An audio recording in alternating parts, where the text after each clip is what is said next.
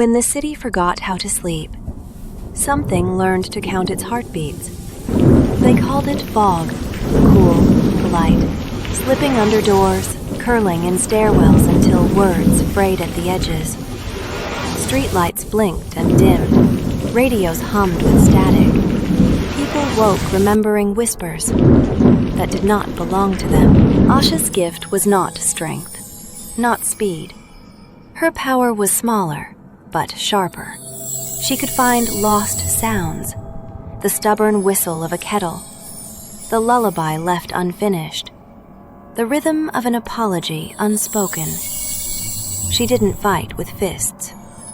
She collected silence and gave the world its music back. The Hollow, that was its name. A nurse whispered it in the hospital corridor. Because naming monsters makes them survivable. It eats what you stop hearing, she said. Forgotten birthdays, songs cut short, unfinished poems. The Hollow feasted on neglect, and where loneliness stacked, it grew hungrier. Asha found Rohan in a house twisted by silence. He pressed a spoon to his cheek, desperate to remember sound. She breathed a lullaby into the still air. The silence cracked. Rohan's laugh spilled out, bright and raw. For one night, music reclaimed the broken city. Others followed. Dusty cassettes clicked alive. Keys jingled on stoops. Lovers hummed into telephones. Asha carried fragments, knitting songs across neighborhoods until streets pulsed again. For weeks, the Hollow faltered. It withered in corners, beaten back by sound. But monsters adapt. And in silence, it learned how to hate. Then came the trick. The Hollow changed its face. It imitated voices. An absent lover's message. A child's cough in the dark. It whispered with borrowed tones, luring her into haunted rooms. In an abandoned chapel, it shaped a proposal. Not a threat, but a promise, whispered in silence. "Take us inside," it murmured beneath her ribs. "Hold us so we don't spill." Heroes are given bargains in cruel tongues. Asha's was this. She could seal the hush inside herself, sparing the city. But the cost was eternal. She would become the monster's chosen vessel, and so she agreed.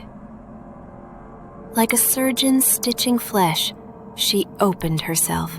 The Hollow folded into her chest. The city exhaled, unshackled. Rohan sang again. Markets buzzed. Music boxes clicked alive. Life dared to breathe once more. But her silence became their survival. And she paid alone. Now she walks rooftops with silence draped like a cloak. At night, she hums. Broken radios reborn. Vendors' cries rebreathed. Lullabies sewn into the air. Children whisper, "The humming woman." Adults leave radios, tapes, notes. She is thanked not with applause, but with hush. Their savior in silence. In sleepless hours she listens. The river licks oily embankments. Tarpaulins flap like tired flags. A lone flute pierces the air, trembling with defiance. These sounds anchor her, remind her why she endures. But deep inside, she wonders if saving them has already stolen everything she was. Old Farid leaves his battered radio at her feet. "Keep it safe," he pleads. She smiles faintly. Inside, the weight grows unbearable. Her salvation is captivity. She dreams of a world where silence is shared, not caged. She wonders, is their freedom worth a hero who can never be free? Here lies the cruel twist. The city thrives because she suffers. The Hollow sleeps because she cradles it. They are free because she became its attic.